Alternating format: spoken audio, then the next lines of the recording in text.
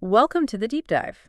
Great to be here. Today, we're diving into a stack of documents focused on a company making some pretty big waves in India's workspace sector, Office Space Solutions Limited.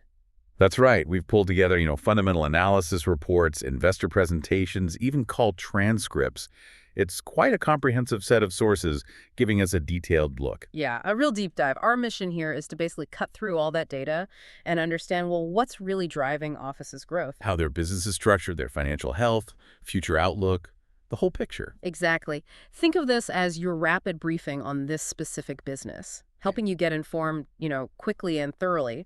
The big question maybe, can this asset-light model truly reshape the traditional office market in India? Well, we'll explore the numbers, the strategy, what the analysts are saying, try to get a really clear view. Okay, let's unpack then. So starting with the big picture. Yeah. The overall takeaway from these sources is that Office is a prominent and really rapidly expanding player in India's flexible workspace scene. And they operate with this model described as asset-light, high margin, offering both co-working spaces and also design and build, or D&B, solutions. Absolutely. And FY25 was quite the standout year for them financially. Their revenue saw really robust growth, up 42% year on year, hit INR 12,208 crore. And what's notable, I saw, is this actually exceeded their own initial guidance. It did. And the reports also highlight an even bigger jump in operating EBITDA. That's, earnings before interest, taxes, depreciation, and amortization, the key metric. Right. How much did that surge? It surged 64% year on year to INR 402 crore. Wow. Yeah, and importantly, this wasn't just top-line growth. Their operating EBITDA margin expanded significantly too, landing at 33.3%. So that points towards strong operational leverage, right? As revenue grows, profits grow even faster. Exactly. That's what operational leverage means in practice. And they also grew their physical footprint aggressively, added over 39,000 new seats just in FY25. Bringing their total capacity now to around 134,000 seats across, 208 centers? That's the number, nationwide. And a critical piece enabling that rapid expansion is their managed aggregation model, the MA model. Ah, yes, the MA model. Tell us about that. Well, about 67% of their seats fall under this strategy. Essentially, the landlord, the property owner, contributes a significant chunk of the initial capital expenditure, How much are we talking? somewhere between 40% and 80%. And in return, they get a share of the profits generated from that center. Okay, and the sources really emphasize the huge impact of this MA model. They do. It allows for incredibly rapid, capital-efficient scaling. Basically, Office doesn't have to put up all the cash up front. And it's massively contributed to a dramatic improvement in their return on capital employed, or ROCE. That's a measure of efficiency, how well they use invested money. Precisely. And ROCE jumped from 43% in FY24 to a really remarkable 62% in FY25. That's a huge leap. That is significant. What about the balance sheet? Also looks quite strong according to these documents. They finished FY25 with INR 130 crore in cash and surprisingly low gross debt, just INR 23 crore. So low debt. Which actually results in a negative net debt position, more cash than debt. Okay, that's quite healthy. And that got noticed. Yes, this financial strength was recognized by India Ratings. They upgraded Office's bank loans to INDA plus stable. Looking ahead, management seems pretty optimistic. The projections are strong. Very strong. They're forecasting compound annual growth rates, CAGRs, over FY25 to FY27. Revenue CAGR around 39%, EBITDA CAGR near 48%. Profit after tax. PAT CAGR projected at a, whopping 103%. 103% PAT CAGR, okay. But it can't all be smooth sailing. What are the risks flagged? No, there are definitely risks. Right. The reports mention moderate asset liability management, or ALM risk. Yeah. Basically, their client leases are shorter term than their own lease commitments to the landlords. It's a mismatch there. A potential mismatch. There's also the inherent cyclicality of the real estate market, of course, and something specific. The upcoming expiry of their tax shield. When is that expected? Looks like late FY26 or possibly early FY27, so quite soon. And what are analysts saying about valuation? Well, the Nuvama report, for instance, is quite bullish. They suggest a target price of INR 1,002. And compared to the market price they cited. That implied a significant 55% upside from the price at the time, which was INR 645. They point to rapidly declining forward PE and EBITDA multiples as key support for that view. Okay, so summing up this overview. Office is growing fast, making more money per seat, improving profitability, managing finance as well, and analysts see potential upside. But there are risks to watch. That's a good summary. They seem to be executing a high-growth strategy effectively, but those flagged risks, especially the ALM and the tax shield expiry, are definitely important context. Okay, let's take that deeper dive into the business model itself. You mentioned it's more than just co-working. What's really the foundation here? Right. At its core, yeah, it's flexible workspace solutions, Okay. but they've really built a much broader ecosystem around that. Diversified revenue streams, several competitive advantages. Their core offerings are tiered, though. Right, I saw that. The standard office, the more premium office gold, and then this super premium elite by office. That elite one is targeted, I gather, specifically at large enterprises and these global capability centers, GCCs, needs high-end design, dedicated facilities. Exactly. That tiered approach lets them capture a really wide range of client needs, from a single freelancer up to large corporate HQs.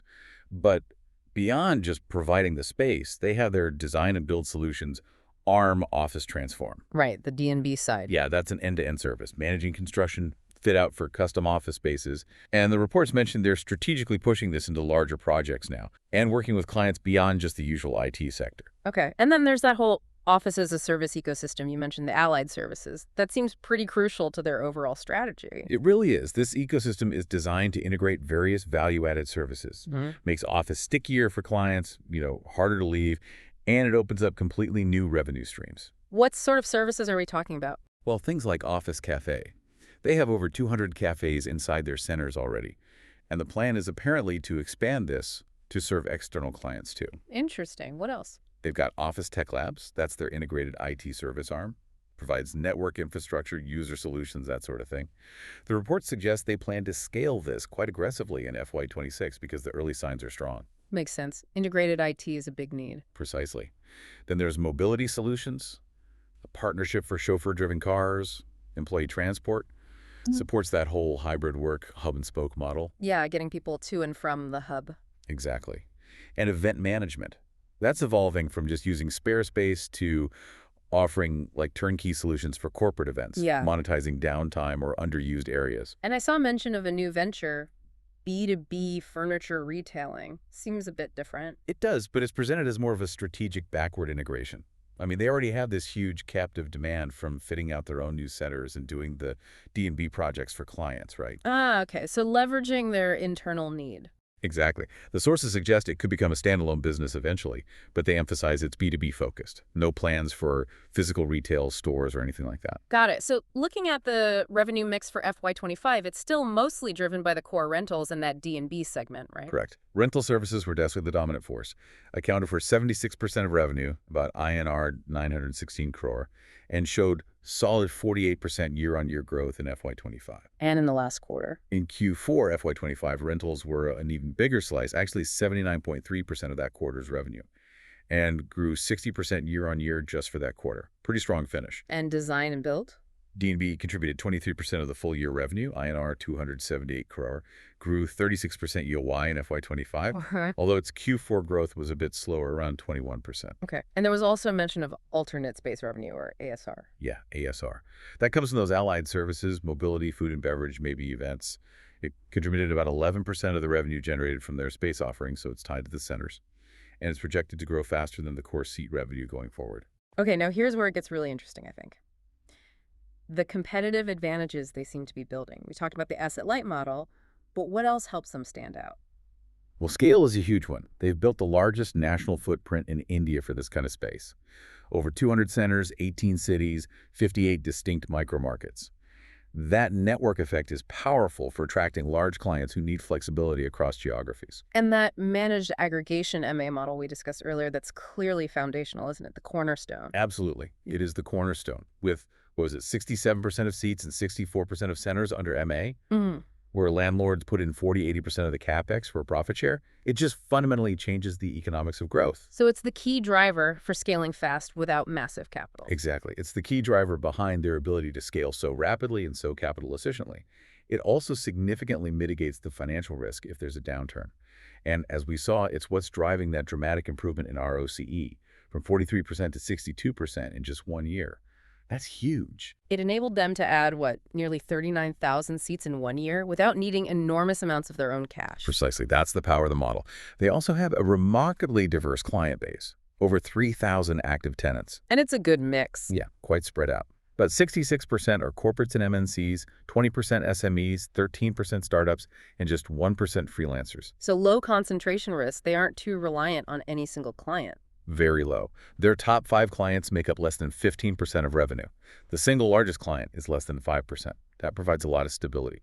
Plus, their average client tenure is 33 months, with a solid 24-month lock-in, and monthly churn is incredibly low, just 1.2%. Sticky customers. Very sticky. And that multi-tiered product offering we mentioned, standard, gold, elite, lets them cater to practically everyone, from that freelancer needing a desk to a massive GCC needing a premium, customized HQ. Right, and then layer on that Office as a Service ecosystem, D&B, IT, mobility, hospitality, furniture. Exactly. All that combined really enhances client stickiness. It lets Office capture more of a client's total workspace spend, increases the average revenue per user, ARPU, and importantly, creates higher entry barriers for competitors who might just be offering, basic 4 walls and a desk. So the overall strategy feels designed for, well, long-term resilience and growth, capturing more of the client's wallet by being an integrated provider. That's precisely what the report suggests. It's about being a comprehensive solutions partner, not just a landlord providing space. Okay, let's shift gears and really dive into the numbers now, because the financial performance breakdown, it really tells a story of growth and improving efficiency. It certainly does. Revenue growth, as we touched on, has been not just impressive, but actually accelerating in some ways. That 42% year-on-year growth to INR 12,208 crore in FY25, comfortably beating their own 30% guidance. And that followed strong growth the year before, too. Yeah, 56% growth in FY24. Yeah. So it shows a sustained strong trajectory. And the quarterly numbers were strong, too, like that 46% year-on-year growth in Q4 FY25 we mentioned. What were the main drivers behind that growth? Clear drivers, according to the reports, a 41% year-on-year increase in their operational inventory, basically, the number of seats they have available. That was combined with stable occupancy, around 73% overall. And higher for mature centers. Right, 84% for their more mature centers, which is quite healthy. Plus, they saw a 14% year-on-year increase in the average monthly revenue per seat in Q4 FY25, so they're getting more revenue from each seat, too. Now, profitability, that operating EBITDA growth sounds huge. It was. On a reported basis, using the IND AS 116 accounting standard, it grew 64% year-on-year to INR 402 crore in FY25. And Q4 was even stronger, 73% YoY growth. And the reports also give an IGAAP equivalent figure. Sometimes that gives a clearer operational view, right, before lease accounting impacts. It can, yeah. And that IGAAP equivalent EBITDA grew an even more dramatic 146% year-on-year, reaching INR 168 crore in FY25. So strong profit growth, whichever way you slice it. Exactly. The key takeaway is strong operational profitability growth, regardless of the specific accounting standard. And this translated directly into significant margin expansion. Reported EBITDA margins hit 33.3% in FY25. That's a 440 basis point improvement. 4.4 percentage points, and Q4 was even better. Margins were even higher in Q4, 34.1%. And the IGAAP margins also show strong improvement, up 585 basis points over the year to 13.9% for FY25. What's driving those margin improvement?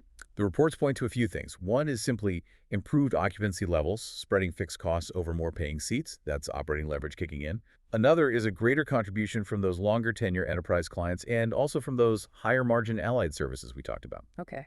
And a really key turning point highlighted seems to be the shift to profit after tax, or PAT, actually making a net profit. Yes, that's a major milestone.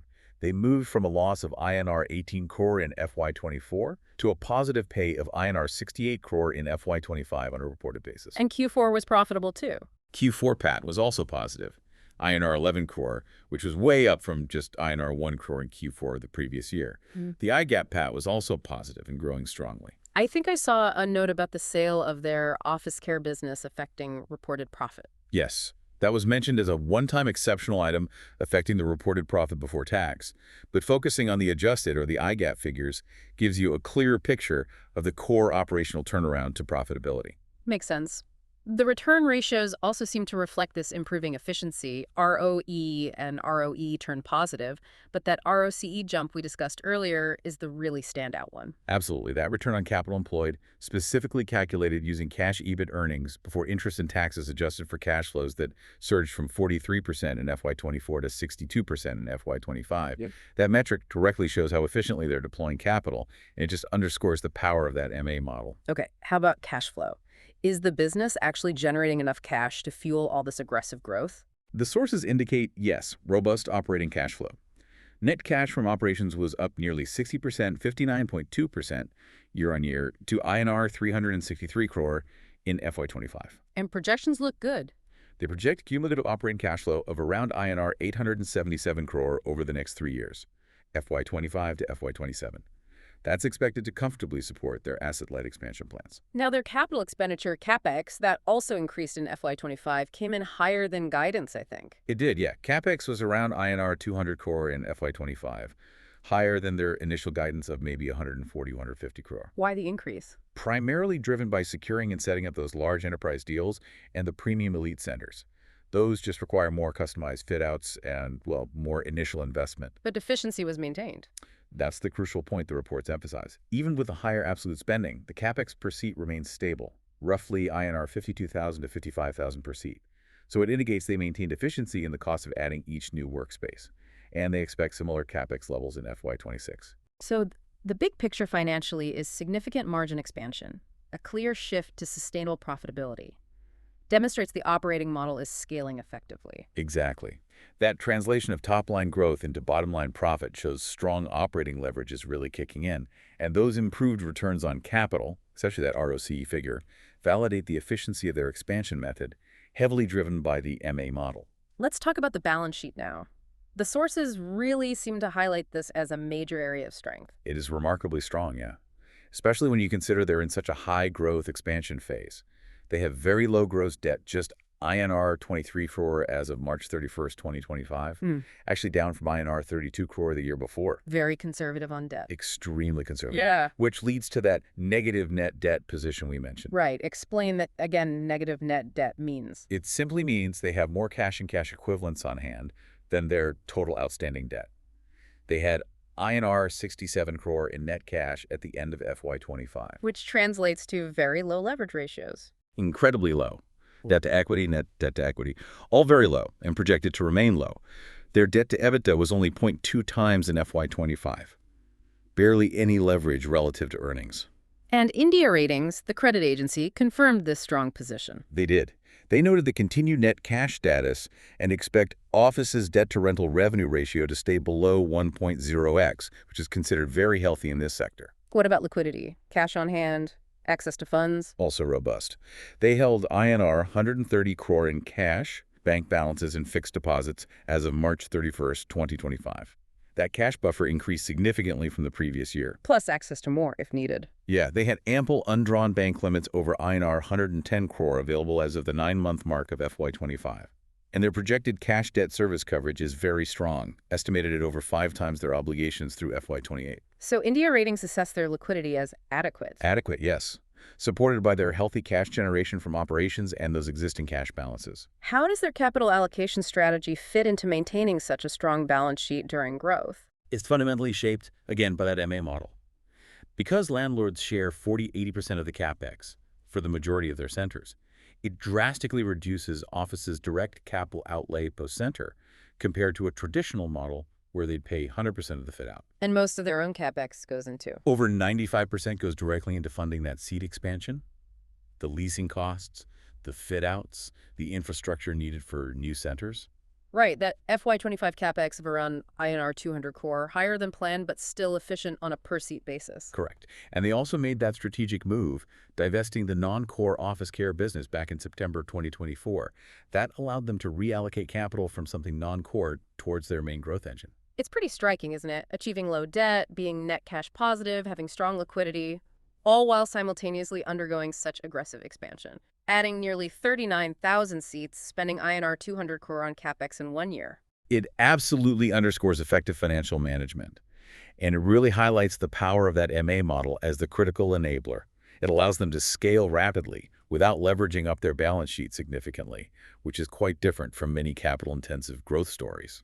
And the credit rating upgrade basically validates this strength from an external view, gives them flexibility. Exactly. It provides significant strategic flexibility for future opportunities or navigating potential bumps in the road. Okay, looking ahead then. What's the growth outlook like for Office? The plans sound pretty ambitious. They are ambitious, yeah. Their target is to comfortably reach 170,000 operational seats by the end of FY26. 1.7 lakh seats. Right. And then continue adding 30,000 to 40,000 seats annually after that. Do we have visibility on that near-term target? The reports provide pretty good visibility, actually. As of the end of Q4 FY25, they already had nearly 30,000 seats either under active fit-out or secured through letters of intent LOIs. So that pipeline gives confidence they can hit that FY26 target. And they'll continue leaning on the MA model for this growth. Yes, they expect about 65% of these new additions to be under the MA model, reinforcing that asset-light strategy. Geographically, where are they focusing? Deepening their presence in the key Tier 1 city micromarkets, but also strategically expanding into emerging Tier 2 cities. The sources specifically mentioned Vijayawada as a planned location for FY26 based on market demand and scalability analysis there. Beyond just adding more seats, they're also focused on expanding their service offerings, right, for future contribution. Definitely. The elite brand, targeting those large enterprises and GCCs, is a key part of this strategy. How many elite centers are planned? They currently have 3 operational, and the plan is for another 4 to 5 in FY26. These are expected to generate higher EBITDA margins, especially the ones under a direct leased model, maybe 30% plus, compared to 23–27% for MA centers. And the D&B segment. Also projected for strong growth. They're expanding to handle larger projects, looking beyond just the IT sector and leveraging technology like VR walkthroughs for client presentations. Plus, aggressively scaling up those allied services. We discussed tech labs, Office Cafe going external, mobility, event management. Right. This is all about deeper monetization, enhancing that integrated Office as a Service value proposition. Makes clients stickier, opens new revenue streams. The new B2B furniture venture also fits here, leveraging captive demand, potentially becoming standalone later. And they're updating the look and feel, too. Yeah, rolling out an updated center design called Design 6.0 to better suit modern workforce needs and aesthetics. What about management's own guidance for the next few years, say FY25 to FY27, in terms of growth rates? They project pretty robust compound annual growth rates. Yeah. CAGRs.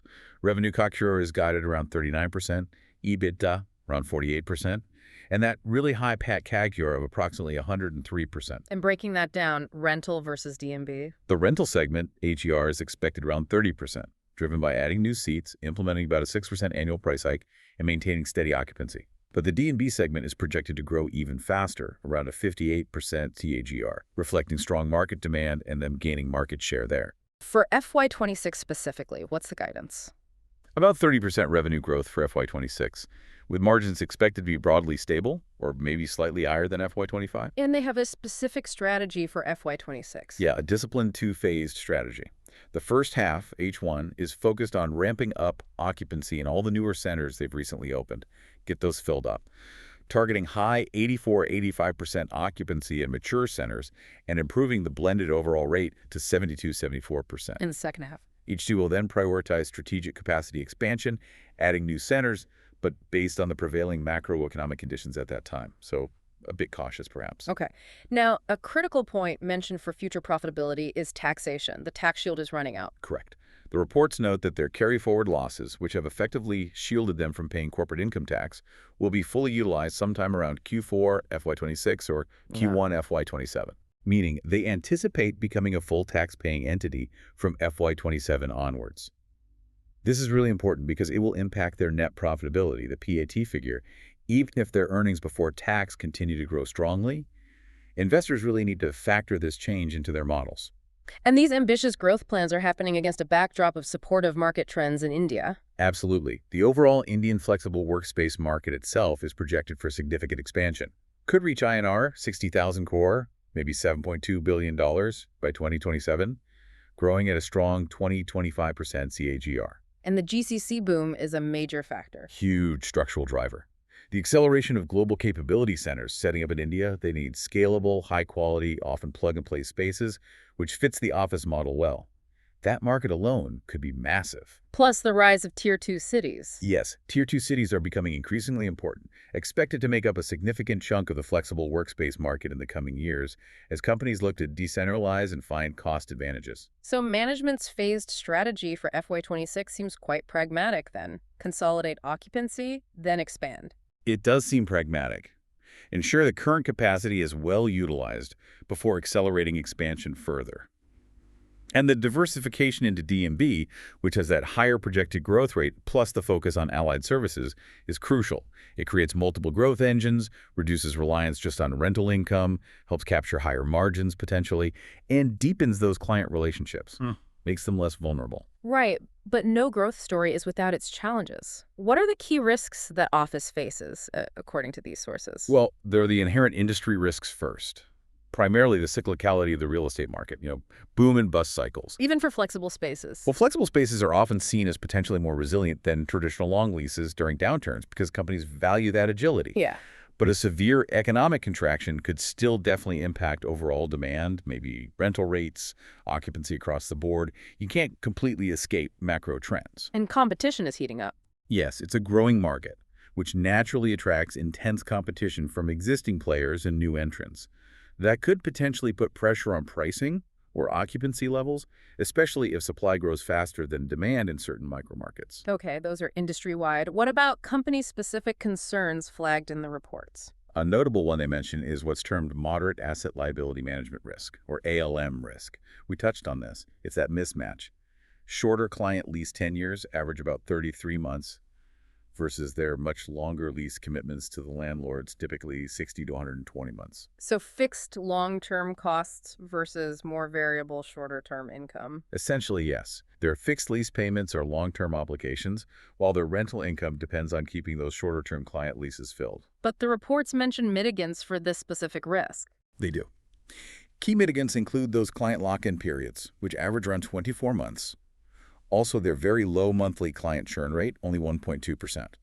And they have structured rental escalations built into both sides, typically 10–15% increases over time from the space owners in their leases, and they pass on about 5% increases to their tenants. Indie Ratings specifically mentioned they take comfort from these structural features. Okay, what else? Oh. Significant ongoing CapEx needs, even with the asset-light model. True. While the MA model reduces the proportion of CapEx office space per seat, opening new centers still requires substantial fit-out costs up front.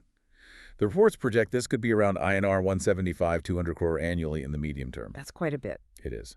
And while they have robust cash flow funding and IPO proceeds, it's still a significant financial commitment year after year. And those large enterprise or premium elite deals requiring more customization can actually increase that CapEx need per deal. And their client mix includes segments perhaps more vulnerable in a downturn. Yes, about 34% of their clients are SMEs, startups, and freelancers. These groups can be, more susceptible to funding drying up or economic contraction compared to large established corporates. That could potentially impact rental income stability from that segment if conditions worsen. There's also mention of potential early margin pressure from new centers during the ramp-up. Right. While they try to mitigate this with things like rent-free periods negotiated in their own leases with landlords, a very rapid pace of opening new centers could temporarily weigh down their overall or blended margins until those new centers reach mature occupancy levels and start contributing positively. And finally, that upcoming tax shield expiry we discussed, that's a very concrete change. It is. The utilization of those carry-forward tax losses by Q4 FY26 or Q1 FY27 seems pretty certain based on projections. This means they will become a tax-paying entity from FY27.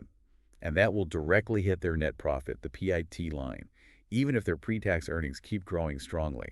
Investors absolutely need to adjust their future earnings expectations for this. The credit rating from India Ratings gives an interesting external viewpoint on how these risks are weighed against the strengths, right? Yes, definitely.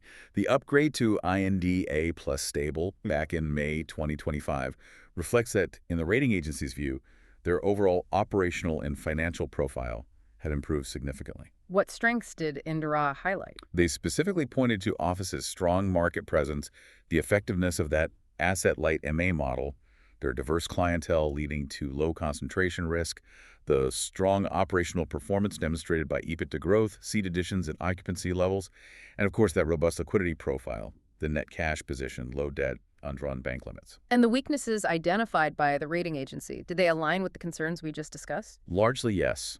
The key weaknesses highlighted by INRA were that moderate ALM risk, the need for significant ongoing CapEx for expansion, and the inherent exposure to industry cyclicality, and also the funding risks associated with that SME startup client segment. So while the risks are real and acknowledged, The reports, and importantly the credit rating action, suggest that Office has built in significant structural mitigants, particularly through that MA model, which really does reduce capital intensity and theoretically lowers exposure to downturns compared to traditional real estate models.